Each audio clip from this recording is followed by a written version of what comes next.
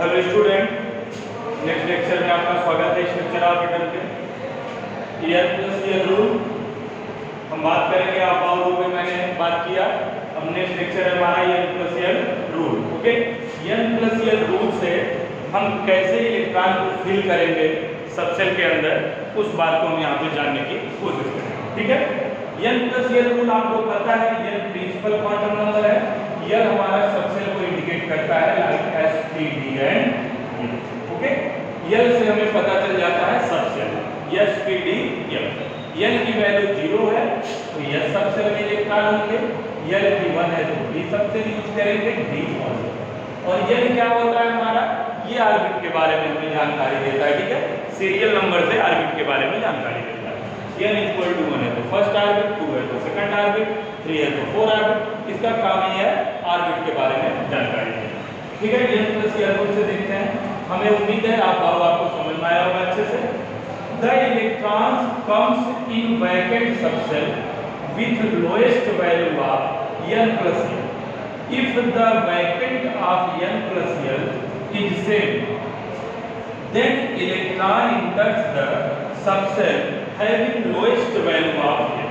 Okay, n plus n according से अगर हम वैलेंट सबसेल में इलेक्ट्रॉन फिल कर रहे होते हैं, सपोज दैट अगर मैं दो सबसेल चूज कर रहा हूं और इलेक्ट्रॉन मुझे बताना है कि पहले किसमें भरे जाएंगे।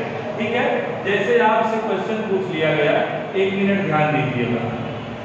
4s और ये 3p, ये आपके पास है सबसेल है, एक 4s है और दूसरा बेटा 3p है। क्वेश्चन आपसे कोई करता है इलेक्ट्रॉन पहले 4s में भरेंगे आप कि 3p में भरेंगे। आप और रूल से भी आप बता सकते हैं, और अगर वो जानना चाहता है n प्लस एल रूल से बताएं तो आप इसको बताइए। बहुत आसान है, देखिएगा। 4s के लिए n की वैल्यू कितनी है, principal quantum number, fourth orbit में इलेक्ट्रॉन है, n इक्वल टू 4 हो गया। और अगर s में इलेक्ट्रॉन s सबसेल के अंदर प्रेजेंट है तो n की वैल्यू बेटा क्या हो गई, 0 हो गई। तो इसकी n प्लस l क्या हो जाएगा, मुझे बताओ। 4 प्लस 0, पूरी वैल्यू कितनी आ गई, n प्लस l की 4 आ गई। बात को ध्यान से समझिएगा, मैं केवल दो सबसेल लिया हूं और आपसे ये जानने की कोशिश कर रहा हूं n प्लस l के according n plus l rule से कि इलेक्ट्रॉन किसमें पहले फिलअप होगा। ठीक है, ठीक है। तो अब यहाँ पे 3p है, 3p के लिए बेटा परेशान नहीं होना है। n की वैल्यू क्या है, ये हमारा जो होता है 3। ठीक है, सबसेल जो होता है 3 हमारा क्या है, ये सेल है, नंबर ऑफ ऑर्बिट है, मतलब तीसरे ऑर्बिट के p सबसेल में बताना है मुझे n प्लस l। ठीक है, तीसरा ऑर्बिट है, n equal to 3, p subshell है तो l की वैल्यू क्या है, l की वैल्यू क्या है, l की वैल्यू p के लिए 1 है।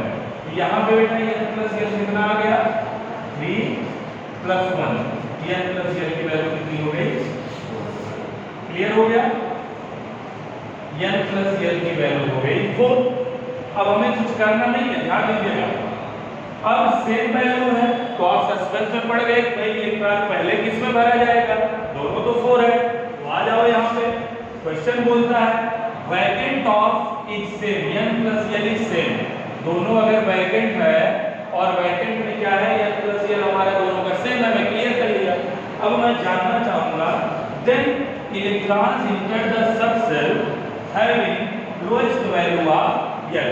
तो इलेक्ट्रॉन अगर दोनों में देखा जाए पहले किस में भरेंगे दोनों में से, तो हमारे पास एक तरीका है कि n की वैल्यू को कंपेयर कर लें। यहाँ पे n की वैल्यू क्या है, 4 है, और यहाँ n की वैल्यू कितनी है, 3। देखो, electron inter the subshell having lowest value of n, तो लोएस्ट वैल्यू ऑफ n क्या है, 3 है।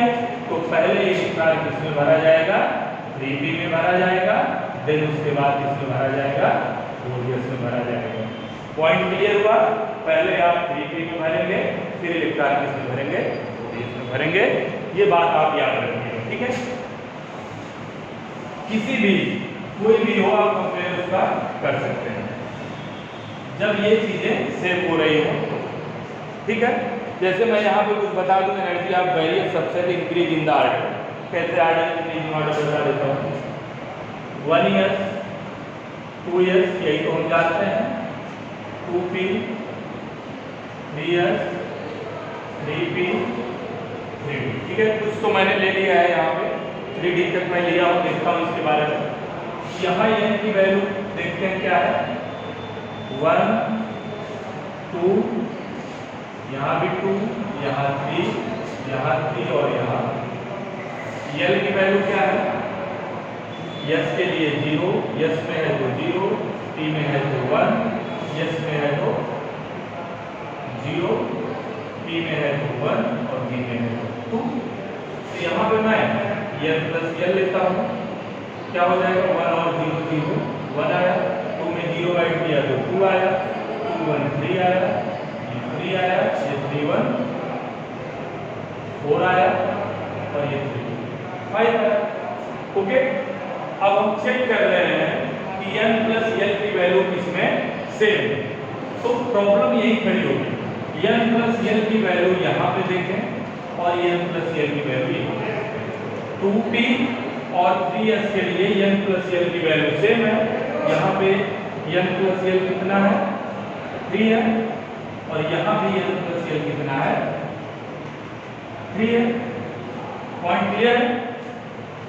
अब मुझे सस्पेंस है भाई इलेक्ट्रॉन पहले किसमें फिलअप होगा, ठीक है, लोअर एनर्जी जानना है मुझे, तो यहाँ भी n की वैल्यू देखूंगा, इसकी वैल्यू 2 है, तो पहले इलेक्ट्रॉन 2p में फिलअप होगा, देन ठीक है, पहले 2p में इलेक्ट्रॉन फिलअप होगा, फिर किसमें फिलअप होगा, 3s।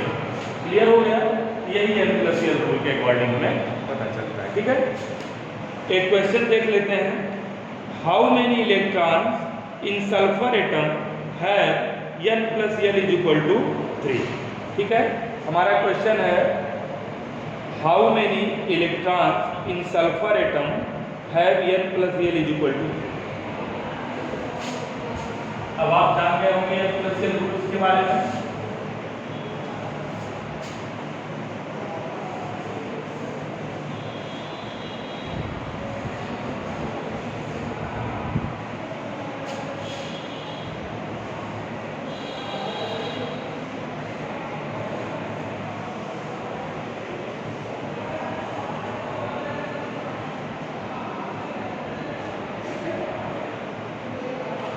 क्वेश्चन है, how many electron in sulphur atom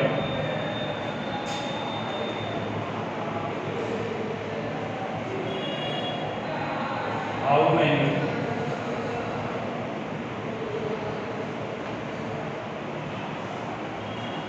electron in sulphur atom, how many electrons in sulphur atom है n प्लस l ठीक, ओके। तो first of all electronic configuration of sulphur atom, ठीक है, electronic configuration of sulphur. Sulphur का होता कितना है, 16 होता है एटॉमिक नंबर, इसका कॉन्फ़िगरेशन करो, 1s2 2s2 2p6 3s2 3p6, check कर लेते हैं, 2 2 4 6 4 10 10 2 12 और यहाँ पे केवल 4 भरना है क्योंकि चाहिए आपको, ठीक है, 3 3 4। यहाँ पर मुझे कह रहा है how many electron in sulphur atom है n plus l is equal to 3। यहाँ पे हम चेक करेंगे, यहाँ पे for 2p and 3 subcell value of n plus l is equal to 3, ठीक है। यहाँ पे for 2p के लिए चेक करेंगे n plus l, यहाँ पे चेक करिए n plus l कितना हो जाएगा, 3 आएगा, और 3s के लिए भी n plus l कितना आ रहा है आपका, 3 आ रहा है। क्लियर है। यहाँ पे जो है n plus l के 3 वाले केस में, ठीक है, n plus l equal to 3 में टोटल इलेक्ट्रॉन कितने हैं, 8, ठीक है, 6 इलेक्ट्रॉन एंड 2 इलेक्ट्रॉन, तो आपका आंसर हो जाएगा 2p and 3s subshell in sulphur atom है 6 and 2 इलेक्ट्रॉन, ठीक है। तो आंसर दे देंगे 2p and 3s सबसेल है total number of electron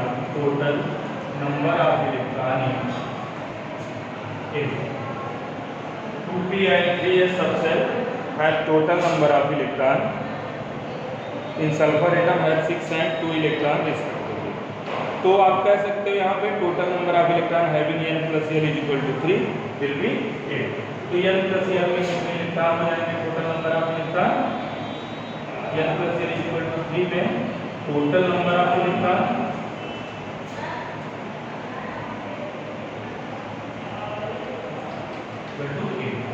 clear हो गया? समझ आया कि आपको आया हो? कोई भी क्वेश्चन आप इजीली कर सकते हो। नेक्स्ट है हमारा Hume's rule of maximum multiplicity, बहुत इंपॉर्टेंट है। ऑर्बिटल में इलेक्ट्रॉन कैसे फिलअप करते हैं वो अकॉर्डिंग हुम्स रूल में पता चला। ठीक है, हुम्स ने बताया हमें कि किसी भी ऑर्बिटल में इलेक्ट्रॉन फिल करने के पहले उसमें एक एक इलेक्ट्रॉन फिल करो सभी ऑर्बिटल में, उसके बाद जो है इलेक्ट्रॉन को आप क्या करना है? रिपीट करना है। क्या करना है? रिपीट करना है। तो आपका है Hume's rule of maximum multiplicity. Hume's बहुत इंपॉर्टेंट है, एग्जाम में आता है। Hume's rule of maximum multiplicity, maximum multiplicity, Hume's rule of maximum multiplicity.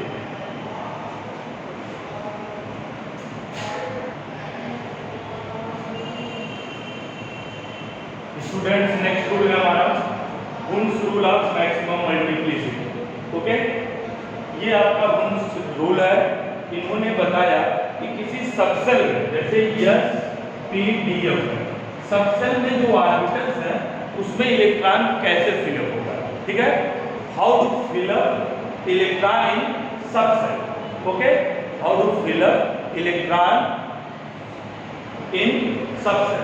Okay, तो यहाँ पर बात करेंगे ये सबसेल है, सबसेल के ऑर्बिटल में इलेक्ट्रॉन कैसे फिल करना है। आपको पता है S में एक ऑर्बिटल है, P में कितने ऑर्बिटल है? 3। ओके, P सबसेल के अंदर 3 ऑर्बिटल प्रेजेंट होते हैं और एक ऑर्बिटल की जो कैपेसिटी है इलेक्ट्रॉन की वो कितनी होती है? 2 होती है।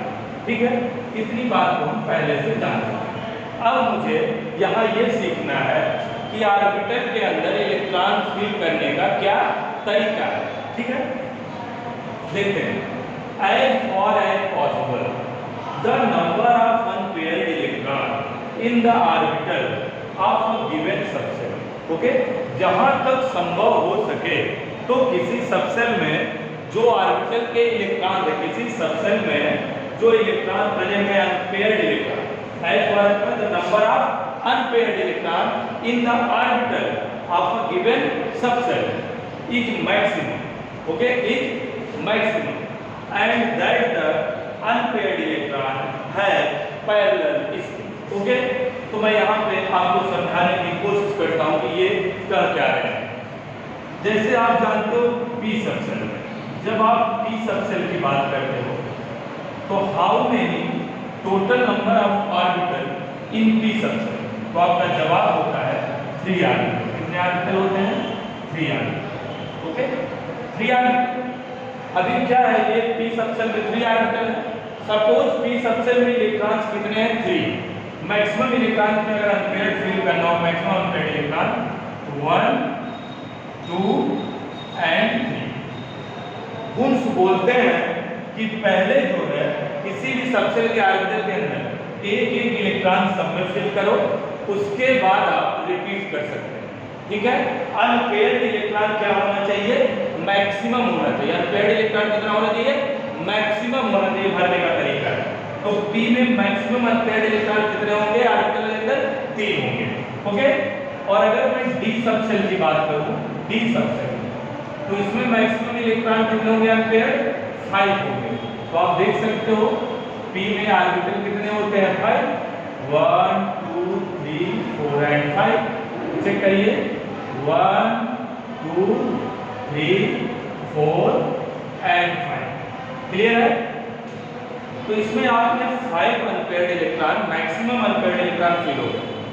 अब आपको बेटा रिपीट करना हो अगर, अब मान लो ये 5 इलेक्ट्रॉन हो गए, 6 electron in D subshell, 6 electron in D subshell डालना हो, फिर यहां से रिपीट करिए आप, डाउन स्पिन रहेगा 6 electron, 7th electron, 8th electron, 9th electron है 10th इलेक्ट्रॉन। ओके, अभी ऑर्बिटल में जो है no unpaired electron in this orbital, कोई अनपेयर्ड नहीं, सभी क्या हो गए आपके पेयर्ड हो गए।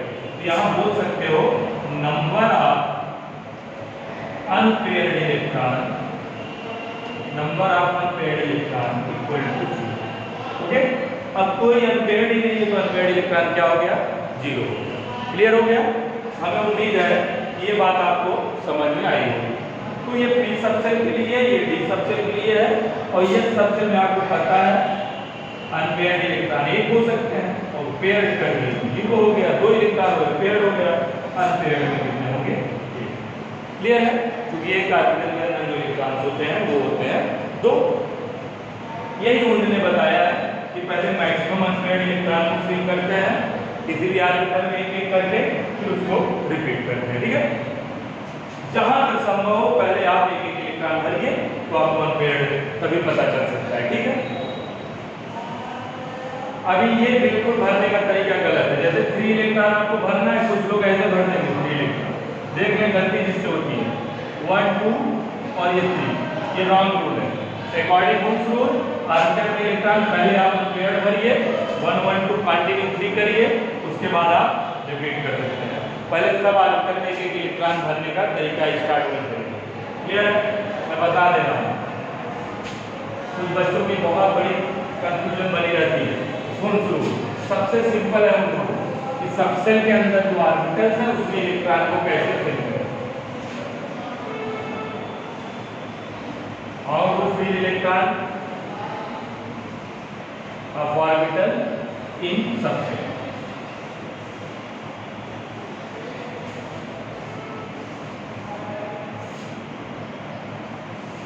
यहाँ पे लेके आपको समझाते हैं एग्जाम्पल छोटा सा, इससे और क्लैरिटी आएगी आपको। यहाँ पे मैं the distribution of electron in the px, py and pz orbital of p subshell. p subshell में जो ऑर्बिटल्स हैं px, py, pz, उसमें इलेक्ट्रॉन का डिस्ट्रीब्यूशन हम आपको समझाते हैं, ध्यान से उसको समझिएगा। Number of electron in p subshell, पहले तो यहाँ बनाते हैं ऊपर number of electron in p subshell बन गया। उसके बाद distribution of electrons in px, py, pz orbital. Distribution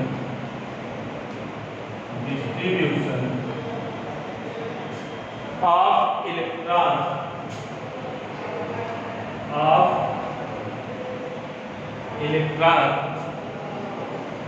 in px, py, pz, in px, py, pz orbital. Clear हो गया? अब आगे बात करते हैं total spin off unpaired electron. Total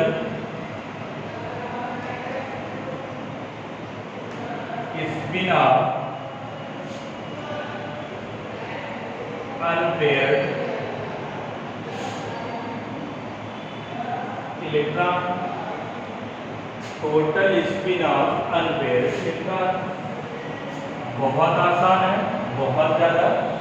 number of electron in p subshell, distribution of electron px, py, pz orbital, total spin off unpaired. तो पहले number of electron in p subshell में एक इलेक्ट्रॉन, पहला इलेक्ट्रॉन p सबसेल के अंदर एक electron, तो distribution of electron px, इसको मैं ऐसे लिख सकता हूं OR p1, मतलब p के अंदर कितने इलेक्ट्रॉन है? एक इलेक्ट्रॉन। बिल्कुल कंफ्यूज मत होइए। अब डिस्ट्रीब्यूशन ऑफ इलेक्ट्रॉन बना लेते हैं ऑर्बिटल, 3p के अंदर 3 ऑर्बिटल है, बिल्कुल परेशान होने की जरूरत नहीं है। px, py, pz। कुछ बच्चों की कंफ्यूजन आती है, बीच में तो हमेशा 0 दिखाएंगे, राइट में +1 और इधर क्या हो गया -1। इस बात को याद रखेंगे, ठीक है। ये आर्टिकल की वैल्यू है, आर्टिकल की वैल्यू, ये m की वैल्यू, ठीक है। यहाँ नहीं भरना है इसको, ठीक है। चलो इसमें हम भरते हैं 1 इलेक्ट्रॉन। कितना भर दिया हमने? px के अंदर 1 इलेक्ट्रॉन, एक भरना था तो मैंने 1 इलेक्ट्रॉन। अब total spin off unpaired electron, unpaired electron एक है, इसकी इलेक्ट्रॉन की स्पिन है वो अप है, तो इसकी अनपेयर्ड इलेक्ट्रॉन की स्पिन क्या होगी? +1/2। Total spin off unpaired electron 2 होता तो हो जाती -1/2 एक का, ठीक है। आगे देखते हैं, 2 है तो आप इसे कर सकते हो P2, भरिए यहाँ पे, ठीक, 1 और ये 2 हो गया, क्लियर है। अब यहाँ पे total spin off unpaired electron, एक अनपेयर्ड इलेक्ट्रॉन और 2 अनपेयर्ड इलेक्ट्रॉन। यहाँ पे अनपेयर्ड इलेक्ट्रॉन कितने हैं? 2 है, 2 अनपेयर्ड इलेक्ट्रॉन है। तो स्पिन देख लीजिए, इसकी +1/2 और इसकी भी +1/2, इसकी भी, तो टोटल वैल्यू कितनी हो गई? 1, क्लियर है। Total spin off unpaired electron. अब यहाँ पे 3 के लिए देखिए OR-P3, फिर मैंने आर्टिकल 3 रख दिया, 3 इलेक्ट्रॉन के लिए 1 2 और ये, ठीक। तो आप देख लीजिए 3 के लिए +1/2 +1/2 +1/2, ये आ गया 3/, क्लियर है। अब नेक्स्ट हम देखते हैं 4 OR-P, ये हम शुरू से कैसे इलेक्ट्रॉन फील होंगे उसके बारे में यहाँ पे जानकारी दी जाती है। पहले 1 2 3 4 इलेक्ट्रॉन है, तो चौथा इलेक्ट्रॉन यहाँ पे आया। अब ये तो पेयर्ड हो गया, अब बचे कितने अनपेयर्ड? 2 इलेक्ट्रॉन यहाँ पे अनपेयर्ड मुझे दिख रहे हैं, तो यहाँ पे क्या हो जाएगा? +1/2 +1, कितना हो गया? यहाँ पे 1 हो गया। अब 5 OR-P5, 1 2 3 सॉरी ये रहेगा, ज्यादा आर्टिकल बन गए हैं, देख लीजिए 1 2 3 4 और भरने के लिए 5। अभी क्या है? एक आर्टिकल आपका यहाँ पे अनपेयर्ड है अभी, और बाकी तो सब पेयर्ड हो चुके हैं। चेक कर लेते हैं, इसका +1/2 हो गया, अनपेयर्ड इलेक्ट्रॉन की स्पिन क्या हो गई? +1/2 हो गई। अब एक लास्ट आपका पास मिल रहा है 6 OR-P।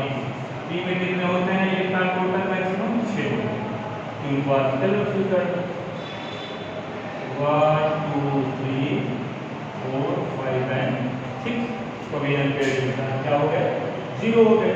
तो यहाँ पे आप ये देख सकते हो डिस्ट्रीब्यूशन ऑफ इलेक्ट्रॉन, यहाँ अनपेयर्ड एक था, इसमें +1/2, 2 था तो मैंने ऐड किया, 3 था तो इसमें +1/2 अब यहाँ पे क्या हो गया? +1/2 -1/2, ये तो वैल्यू खत्म हो गई क्योंकि यहाँ पे पेयर्ड हो गया। मुझे अनपेयर्ड इलेक्ट्रॉन की स्पिन राइट करनी थी, यहाँ पे राइट कर दिया, ठीक है। आपको समझ में आया होगा, ठीक।